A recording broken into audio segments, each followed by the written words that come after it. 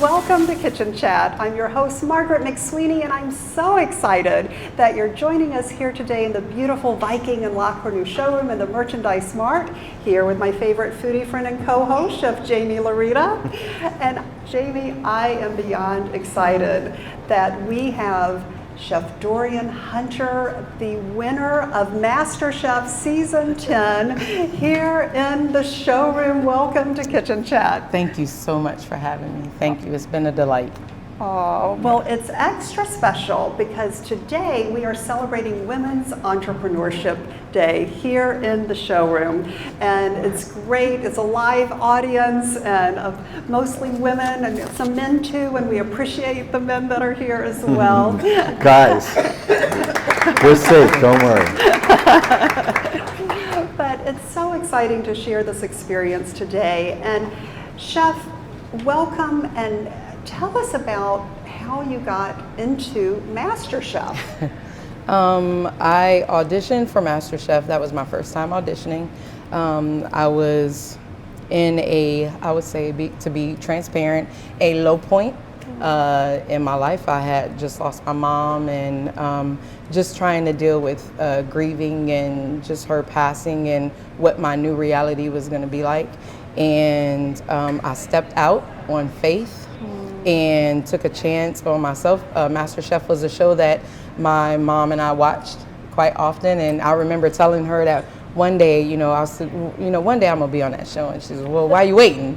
And I waited years, and then after she passed, I just really threw caution to the wind, and with some encouragement and some really hard pushing, I auditioned with this dish that I'm going to show you today, and then the rest is pretty much history. Oh, yeah. And just truly amazing. Yeah. And we share a parallel path. I will never be a master chef.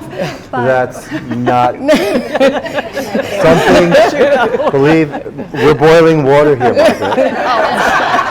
I've got our Viking range on simmer, which we're known for, so this is simmering water. Okay, good. Right. But we do share a special parallel path. Yeah. The reason I do Kitchen Chat, Foodie Friends, as you know, is to honor my late father, who was a wonderful gourmet home chef and had such a joy in the kitchen. Yeah. And I know you're honoring your mother Yes. through all of this, so Yes. so thank you. We have hugs Thank from you. heaven Yes. today. Yes, Absolutely. definitely. A lot. We've got a lot. Well, I'm excited to see the cooking demo, and Yes. let me know if I can do anything. So first and foremost, on MasterChef, they all have the Viking appliances, Yes, we right? do. So basically, I like to say the Viking made her win. But there's a little bit more than that that's involved. So just to be clear, this is the dish that you basically got on the show because of. Yes, this is a dish that I came up with the night before I went to the audition, and it's become my signature dish, crazy enough. It was my husband's idea, and it's becoming more elevated versus what he got in the beginning. It's very simple. You can add things or take things away as you want. Most of my recipes are that way. I like for them to be user-friendly. I don't want to ever present something that someone at home who don't cook can't make.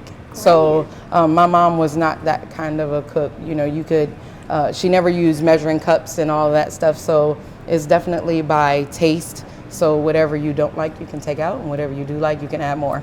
Great. Right.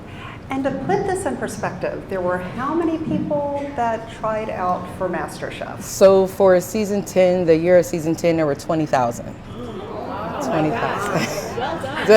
Thank you. 20,000. And oddly enough, me just being in a daze going, I didn't realize that it was season 10. Like, it was the biggest season ever. You heard that a million times. Until we got on set and I saw the big anniversary season 10, I'm like, okay, wait a minute. Like, this is not, but. See, Margaret likes to say that God's trains run on time. Yes. That Yes. was like a big season to win. That was Yes. a big season, yes. And it was just, it was my time.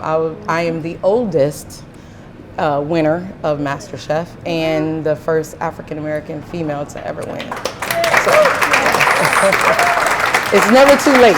And I always tell people, let my journey be a testament that those dreams that you've put in your back pocket, it's okay to dust them off and take a chance on yourself. And age is nothing, nothing. You never want to say, I could have. Right. So just go ahead and give yourself a chance. You never know, you might be a winner. And you are, and I cannot wait to see this recipe that is a winner. So Chef Dorian, yes. I have our 5 Series Viking range here, and you'd like me to set this to convection bake. Yes. What temperature? 425. 425 as we go up to 425. Yes, we got a great preheat going. Yes. And don't forget your recipe cards. Oh, here you go. Your recipe cards are actually in the bag if you want to check my oven. Along. So. Okay. Great. Okay, so ready? What do we do for it? We're ready. Okay, so I've already kind of started because we are just time friendly. What I have here is the herb rice that I made earlier. It has chives, thyme, dill, a little bit of basil. In it, just kind of a light chicken broth after it's boiled, some butter, salt, and pepper, very simple. Here I have a beautiful cream, lightened sour cream. I lightened it with heavy whipping cream, and I added salt and pepper and dill. You can add as much as you want or as little as you want if you don't like dill. I happen to love it, so it's a lot in here. What you smelled coming in the door is some caramelized onions and garlic.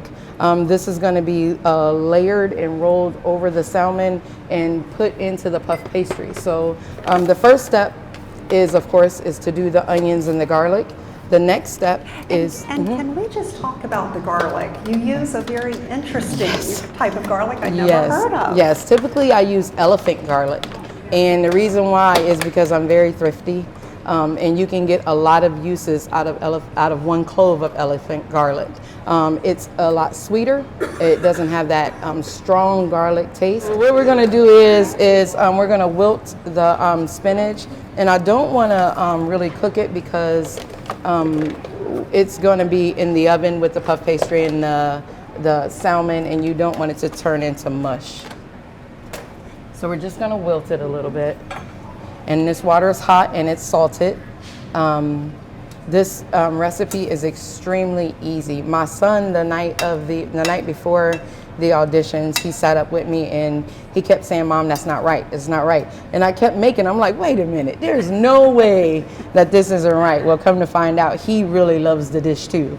So he plays football, so he was just eating like Wellingtons. I was like, "Wait a minute. Like, I've done this too many times for it not to be right. You gotta be joking me."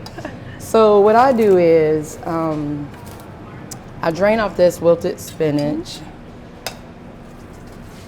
Now I notice you have that on a very low simmer. Yes, a very low simmer. That only Viking can do, guys. I'm going to keep bringing it back to the brand, so just get used to that. Right. So what I do is I take the spinach and I just kind of, it doesn't have to be perfect because it's all going to be rolled up into a really cute little package. And is that hot to the touch? So my hands Chef have hands, been girl. through some stuff, you hear me? So I really don't have that sensitive touch of finger. We have that in common. When you are a chef, your hand, for a while I had no fingerprints at the top.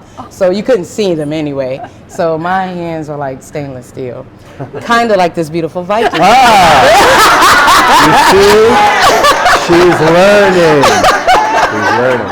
She's going to be a great brand ambassador. Right, so you just kind of pull this out. You can cool it if you want to. Now, this is something that you can make ahead of time. So you may not actually wrap it in the puff pastry ahead of time, but you can do this ahead of time, roll them up in the saran wrap, put them in a refrigerator, and if you're having a dinner party, go into the refrigerator, take these out, roll out your puff pastry, and your dish is practically done. So your guests don't really have to wait. So I'm gonna take off the residual water, just with some tapping of some paper towel. So I notice you have that spinach. Yes. Is just like when you wilt spinach, it lets out the juices. Yeah. You have it just in front of that. Just So it in maintains front. its color. So that's a very short period of time that it's been Yes, in the water. it's very, very quick. You do not want to take your spinach to that gray or brown state. I love lemon zest, and because we are using salmon, I'm going to just put a little bit of lemon zest on my spinach. We're going to add some salt and pepper because we like to season in layers. Then we're going to take these, the garlic and onion, caramelized garlic and onions. We're going to just go ahead and layer that in there. Oh, this looks so good. See, Margaret's learning something today. All about simmering. Right. But I don't think I'll ever reach into a pan without We don't tongs or none of us something. want to see you do that, Margaret. We have our salmon here, which is absolutely gorgeous. Like, it's like probably the best salmon I've ever touched. And you're just going to, I like to close in the sides.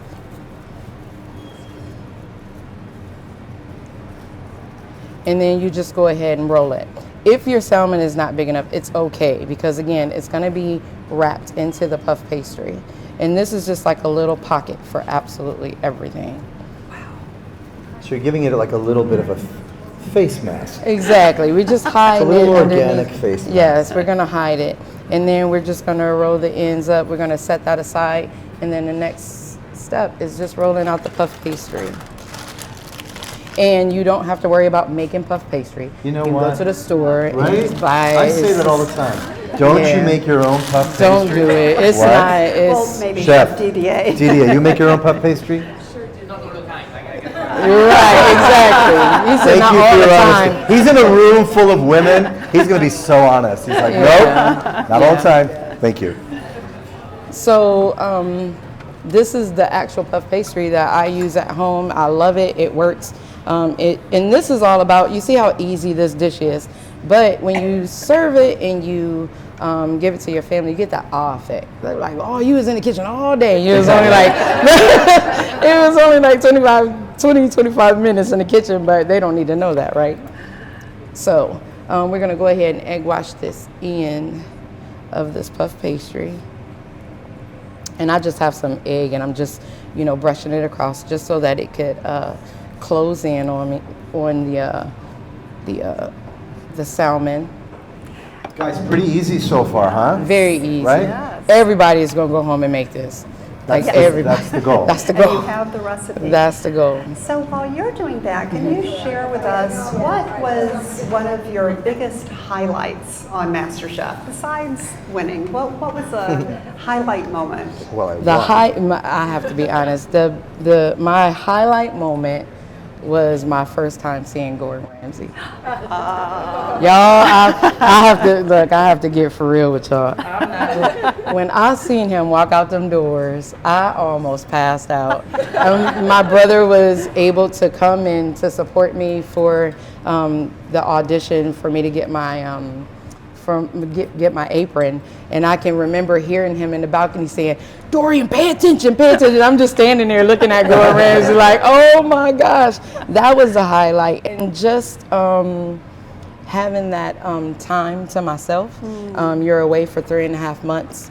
You don't have a phone, you don't have internet, you don't have any of that. So dream. right. So you don't have any of that stuff, and it was my time to really connect with my mom in a way that I wasn't able to do outside of the show. In the kitchen, on the studio is where I would hear her the loudest. And because I was using her recipes, and the funny thing about me and my mom is we could never cook in the same kitchen together. She hated the way that I cooked. So for her to show herself to me there and not be able to be there physically was something that I didn't expect, but I'm so happy that she allowed that, she did that for me, because I couldn't connect to her. I really struggled with being able to take this reality of her being gone and, see her in the spiritual. So when I would cook, I would hear her say, "That's not what I did. I didn't do that. Don't do that. That's not, I didn't add that. What are you doing? That's not." So and every morning, which is oddly enough, when I came home, I would tell my husband, I said, I would get this 4 o'clock in the morning wake up, and you don't know what's going to happen on the show. But I would honestly you're going to make this, this, and this. And I strayed away from that one time. And if anybody's seen the show, you've seen the cast iron, where that dish, I knew it was wrong from the get.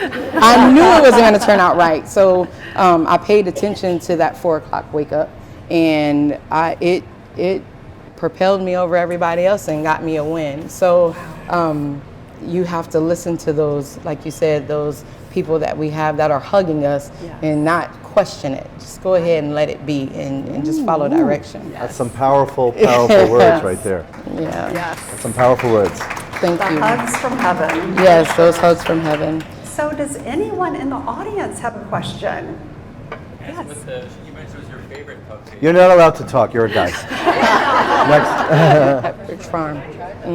It's really good. You use that? Another question? Yes. Salmon skinned or not skinned? It's not skinned, because you never want to put salmon in a position like this where the skin can't be crispy. Yeah, you don't want soggy salmon skin. That's just no. Yes. Yes. Nina. What fish do you use besides salmon? Besides any, you can use any fish. Yes, this you can definitely. That's the thing about this dish. You can pair it with anything. If you don't like spinach, you can definitely use kale. You can use collards or whatever other type of green you want. Traditionally, it's a cream spinach, but I found out recently I do not like cream spinach. So I just use a straight seasoned spinach this way. But you can use whatever green, whatever fish you want in this dish. Yep. Ma'am, you had a question? Yes. Yes. When did you start cooking? I started cooking. I was summoned to the kitchen at the age of 12. That was my job, cooking breakfast for my dad. Grits, bacon or sausage, and toast. Grits was hard for me. It was really hard. I was telling them earlier that my dad sent me in the kitchen numerous of times. Do it again, do it again. And you, as a child, it's a chore. But once I got into high school, I developed a passion for it. So 12 years old was the year, that was the year. She was like, you're done. So you were going back into the kitchen over and over again. Over and over again. But at that time with your dad, you didn't have a Viking. I did not have a Viking kitchen. And that's part the of the problem. reason why I didn't make grits right. That's the problem. So now she's got a 7 Series Viking range. Yes, I And your do. dad is still with us? My dad is definitely Dad's still never going to complain again. Yes.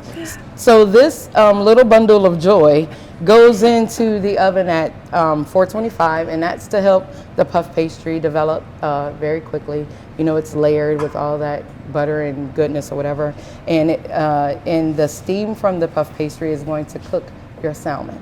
So it works out, and then when you get it out, you slice it, and that is it. Wow. I am going to egg the outside before I put it into the nope, you're perfectly okay. Right, it's going to be nice and golden before I take it out. Yes. And while you're egging the outside, can you share with us any fun Gordon Ramsay stories? So when we were on the show, you guys see Gordon in this like high energy yelling or whatever.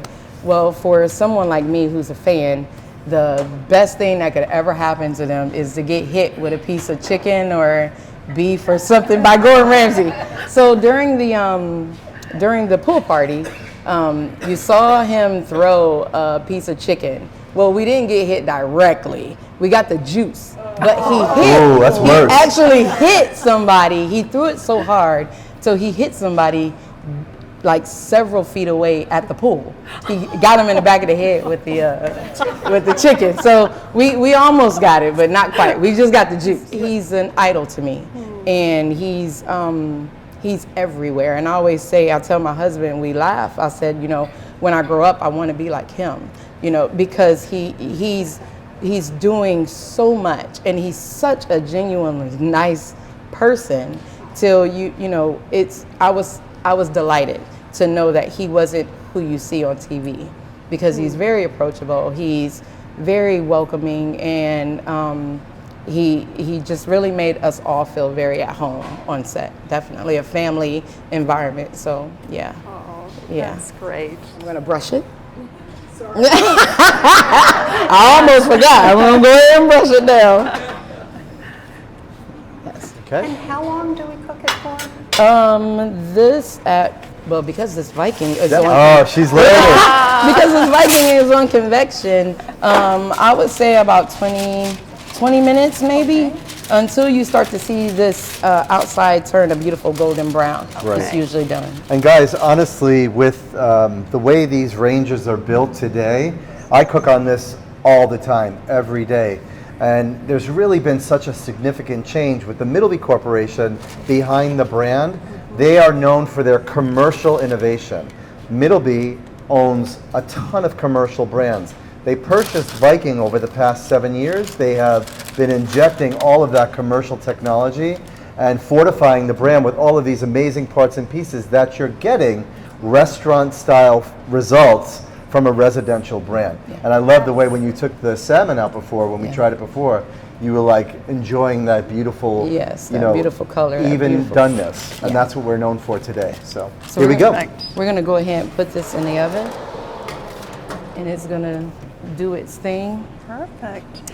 And that is pretty much the Salmon Wellington in a nutshell. That is beautiful. And any other questions for the new Master Chef? Yes, Alice. Yeah, I'm gonna. They didn't give me a small plate. Dorian, would you do this with beef Wellington? Would you do it the same way? Same way, instead of the caramelized onions and the garlic, you would use mushrooms. And you would deglaze with wine and let it reduce down. And then instead of the same steps, spinach, mushrooms, and roll your sirloin. That is Gordon Ramsay's signature dish, the Salmon Wellington. I would not dare attempt. I would not dare attempt that, but this is the Salmon Wellington done. Beautiful. And it's absolutely, you can see the onions and the spinach, and I've served this several times, and what I found is that one log usually serves 2 people. I want you to be full when you come to my house. Pass out, wake up, come back to eat.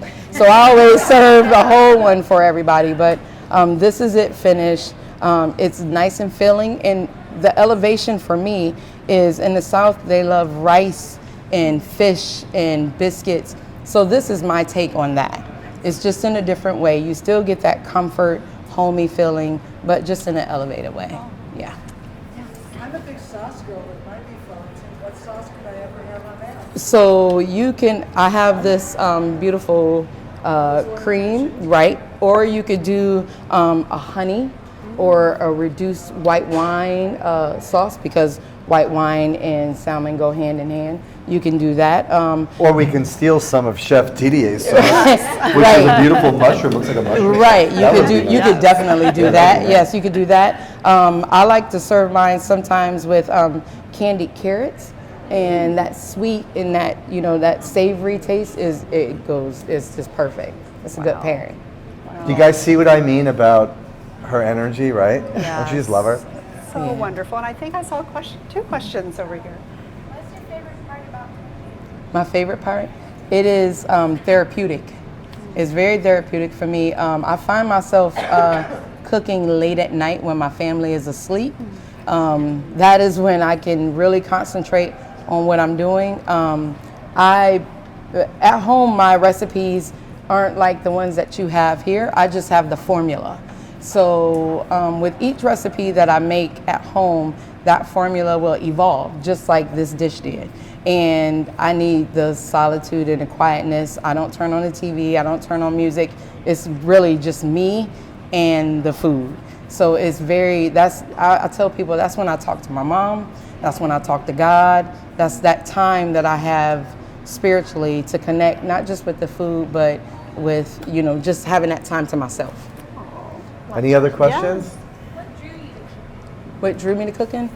With just the creativity and the creativity, and I'm not big on drawing, but I can see a plate before the food is actually on it, which is really weird to me because I couldn't draw it, but I can definitely see the food on the plate. So that part of the creativity. And